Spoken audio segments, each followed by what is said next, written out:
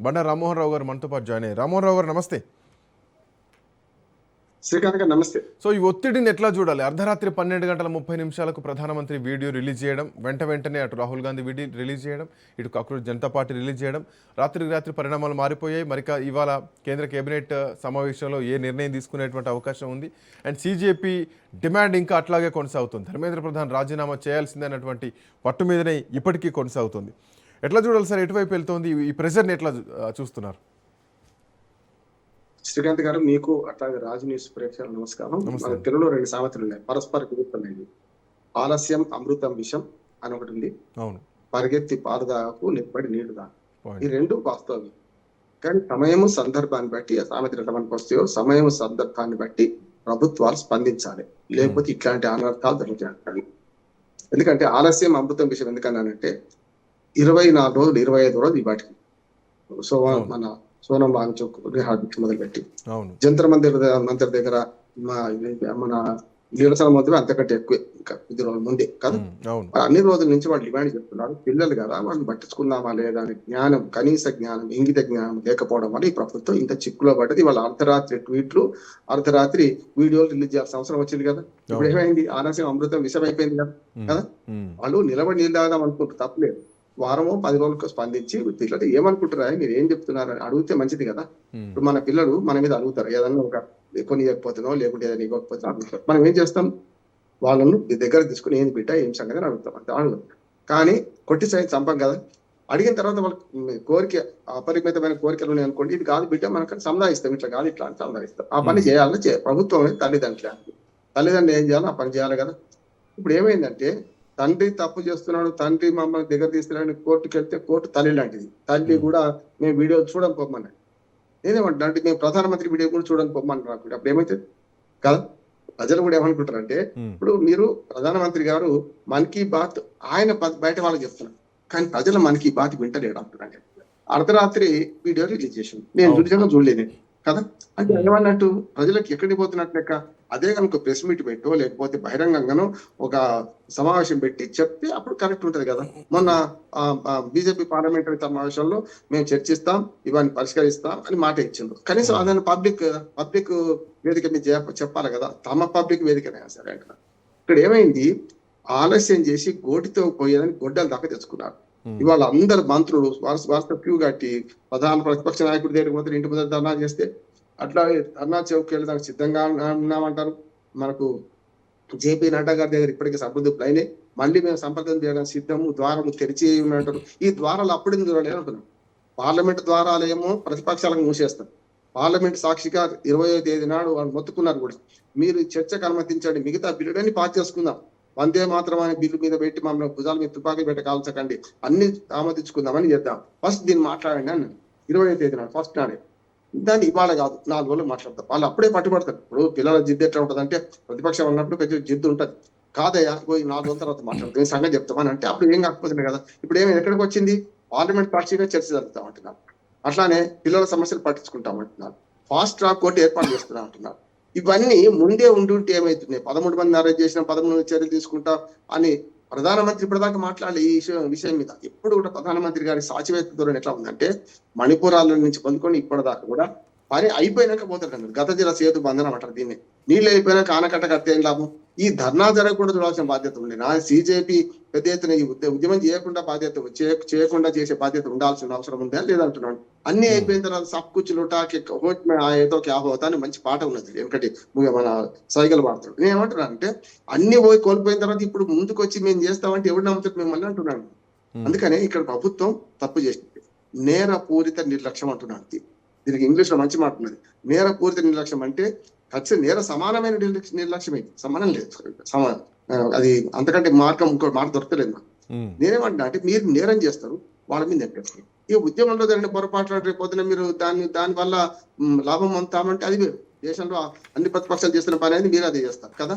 వాళ్ళు ఏమైంది? ఆఖరికి సిజేపీ ఉద్యమం కాస్త రాజకీయ రణరంగా మారింది కదా. రాజకీయాలు హైజాక్ చేసినాయి కదా. రాజకీయాలు సార్ దీంట్లో ఇంకొక అంశం సార్, సోనం వాంగ్చుక్ అర్ధరాత్రి జేపీ నడ్డా ఇచ్చినటువంటి జ్యూస్ తోటి ఆయన దీక్ష విరమింపజేశారు 3 డిమాండ్లకు ఎక్సెప్ట్ ధర్మేంద్ర ప్రధాన్ రాజీనామా తప్ప మిగతా 3 డిమాండ్లకు లిఖితపూర్వక హామీ ఇచ్చింది అని చెప్పేసి ఆయన అన్నారు. ఆ దీక్ష విరమించడం సీజేపీ కూడా హర్షం వ్యక్తం చేసింది. బట్ కేబినెట్ సమావేశంలో ఏ నిర్ణయం తీసుకున్నా మా నిరసన కొనసాగుతుంది అని చెప్పేసి ఇప్పటికే సీజేపీ ఒక అల్టిమేటం జారీ చేసింది. బట్ ద పాయింట్ ఏంటంటే ధర్మేంద్ర ప్రధాన్ చుట్టే ఒక కంచుకోట నిర్మించుకుంది ఈ కాక్రోచ్ జనతా పార్టీ. ఉద్యమ నిర్మాణం మొత్తం కూడా ధర్మేంద్ర ప్రధాన్ చుట్టే ఉంది. దీన్ని ఎంతవరకు ఇది ప్రభుత్వం బాధ్యత తీసుకుంటుంది అన్నది ఇక్కడ ప్రధానమైనటువంటి అంశం. సో ఇప్పటికిప్పుడు అంటే వాస్తవానికి గతంలో కూడా మంత్రివర్గ పునర్వ్యవస్థీకరణలో ఒక అవకాశం వచ్చింది, ధర్మేంద్ర ప్రధాన్ని తొలగించడానికి లేదంటే శాఖ మార్చడానికి అవకాశం వచ్చింది. బట్ అప్పుడు కూడా అవకాశాన్ని ఉపయోగించుకోలేదు భారతీయ జనతా పార్టీ ప్రభుత్వం. ఇప్పుడు ఒక భారీ నష్టం జరిగేటువంటి అవకాశం పరిస్థితి కనిపిస్తోంది. మోరోవర్ రానున్న రాష్ట్ర శాసనసభ ఎన్నికలు కూడా జరగబోతున్నటువంటి క్రమంలో ఇప్పుడు ఆ నిర్ణయం తీసుకునేటువంటి అవకాశం ఉందా? ఎన్నికలకు దీన్ని ముడిపెట్టదు శ్రీకాంత్. నేను స్పష్టంగా చెప్తున్నాను, రాజకీయాలకు అతీతంగా ఆలోచిస్తే దాదాపు 21 మంది పిల్లలు చనిపోయారు ఆత్మహత్య చేసుకున్నారు. 26 లక్షల మంది విద్యార్థులు రాశారు కదా. విద్యార్థుల సమస్యగా చూస్తే సమస్య లేదంటున్నాను. దీనికి పరిష్కారం ఒకటే. నేను మొదటి నుంచి అంటున్నాను, సీజేపీ ఉద్యమం పుట్టినప్పటి నుంచి అంటున్నాను. సీజేపీ ఉద్యమం పుట్టిందేమో అది సెటైర్, మన సుప్రీంకోర్టు ప్రధాన న్యాయమూర్తి గారు ఆయన వ్యాఖ్యల వల్ల ఉంటుంది. ఆయన మళ్ళీ నిన్న తప్పు చేశారు. నిన్న అదే మాట అప్పుడు అంటే ఈ రెచ్చగొట్టుడా ఏమనుకుంటున్నాడు అసలు? ఈ ప్రభుత్వానికి ఆయన మేలు చేసేవాడా లేకపోతే నష్టం చేసేవాడా? ప్రజాస్వామ్యానికి ప్రభుత్వం పక్కన పెట్టండి, బీజేపీ ఉంటది పోతుంది, కానీ ఈ ప్రజాస్వామ్యానికి భారతదేశానికి మేలు చేసే సీజేయా లేకపోతే నేను వ్యక్తిగతంగా అనట్లేదు. ఇప్పుడు కూడా సుప్రీంకోర్టు కానీ హైకోర్టు కానీ తీర్పులను కానీ వాళ్ళ వ్యాఖ్యలను కానీ మనం ఖండించవచ్చు అంతవరకే. ఆయన కులమో ఆయన మతమో ఆయన వ్యక్తిగత జీవితం ఏం పోతున్నారు సోషల్ మీడియాలో అది కూడా పోతున్నారు. దుర్మార్గం అంటున్నాడు, అది తప్ప అంటున్నాడు. కానీ సీజేఐ గారు దీన్ని వ్యాఖ్యానించిన దాన్ని బట్టి చూస్తే ప్రభుత్వానికి అనుకూలంగా అని కొందరు అనుకుంటున్నారు.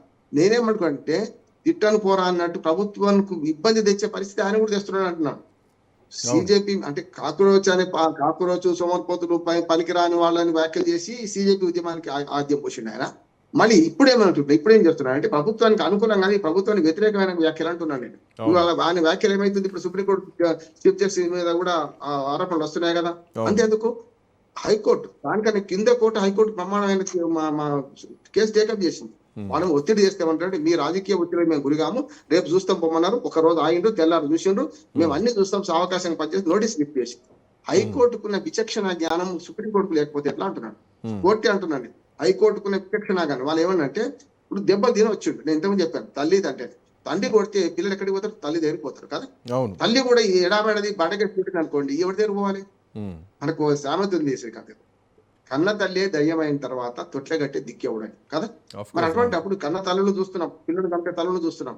కన్న తల్లి ఎవరు? సుప్రీంకోర్టు. రాజ్యాంగం విఫలమైతే, రాజకీయ నాయకులు విఫలమైతే, ప్రభుత్వాలు విఫలమైతే, ఈ వైఫల్యాలు రాజ్యాంగబద్ధంగా వ్యవహరించకపోతే, రాజ్యాంగం వ్యతిరేకంగా వీళ్ళు చేస్తే మనం ఎక్కడికి పోతాం? కోర్టులకు వెళ్తాం. కోర్టే నా దగ్గర రాకటి కోర్టు అని తెలుసుకలిస్తే కన్న తల్లి దయ్యమైనట్టే కదా కదా. నేను చాలా మర్యాదగా చెప్తున్నాను, కన్న తల్లి దయ్యమైనాక తొట్లగట్టే దిక్కేవాడు అంటున్నాను. ఇప్పుడు సుప్రీంకోర్టు పని చేస్తే పిల్లలు ఎంచుకోవాలి చెప్పండి. పిల్లలకన్నా ఊరట కల్పిస్తేందుకు మీరు ఎందుకు చట్టాలు చేయలేదు? కోర్టులు చట్టాలు చేయవు, తప్పుడు చట్టాలు చేస్తే సవరిస్తాయి, ఇది తప్పు అని చెప్తాయి, రద్దు చేస్తాయి. కానీ మళ్ళీ కొత్త చట్టం మళ్ళీ పార్లమెంట్ చేయాలి. ఇక్కడ కూడా ఏమంటున్నారంటే సుప్రీంకోర్టు చీఫ్ జస్టిస్ వల్ల ఈ మొదటి సమస్య ఉత్పన్నమైంది, రెండోది ఇప్పుడు మళ్ళీ ఉత్పన్నం అవుతుంది. ఇక రెండోది చెప్తాను, మొదటి నుంచి నేను అంటుంది ఏంటంటే ధర్మేంద్ర ప్రధాన్ రాజీనామాను ప్రధానంగా చేసుకోకండి. విద్యారంగ సంస్కరణలు పేపర్ లీక్ కాకుండా ఏం చేస్తే బాగుంటుందని సలహాలు సూచనలు ఇవ్వాలి. నిర్మాణాత్మక ప్రతిపక్షాల ద్వారా ఒకటే కాదు, ఆ పార్లమెంట్ లో దాన్ని చట్టం చేసే ప్రయత్నం చేయాలి కదా. ఇంకో మాట ఉంది, చాలా కఠినమైన చట్టాలు చూస్తాం. అసలు నేరం జరగకుండా చూడాల్సిన బాధ్యత మాది అంటలేరు. నేరం జరిగితే మనం శిక్షిస్తామంటున్నాం. నేరం జరగకుండా చూడాల్సిన పనులు ఎవరు చేయాలి? సోనం వాంగ్చుక్ ఆయన విద్యారంగ సంస్కరణవేత్త, జమ్మూ కాశ్మీర్ అనేక సూచనలు చేసిండు, ప్రభుత్వాలు అమలు చేసినాయి కదా. ఆయన కూడా ఏమంటున్నానంటే ఈ 3 అయిపోయినా పార్లమెంట్ చర్చిస్తారు అంతేనా. రెండోది ఏంటంటే దీని మీద సంస్కరణ మీద మాట్లాడతాడు.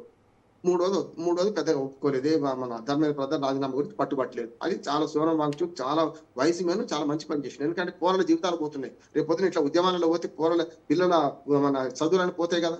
నాకు బాగా అనుభవం, నేను 5వ తరగతి 6వ తరగతి ఉండొచ్చు. 69 తెలంగాణ ఉద్యమంలో కొన్ని లక్షలాది మంది జీవితాలు నాశనం అయిపోయింది. కనుక ఒక అకాడమిక్ ఇయర్ ప్రమోషన్ ఇచ్చేసారు ఆటోమేటిక్. అప్పుడు చూసింది కదా మీరు. అంటే పిల్లల జీవితాలు ఇప్పుడు ఎంబీబీఎస్ పిల్లలు వీళ్ళందరూ కూడా లేకుంటే ఇతరత్ర చదువులు నాశనం చేసుకొని బంధుల పేరిట వీటి పేరు మీద వృధాగా కాలం పోతే వాళ్ళ భవిష్యత్తు ఏం కావాలి చెప్పండి.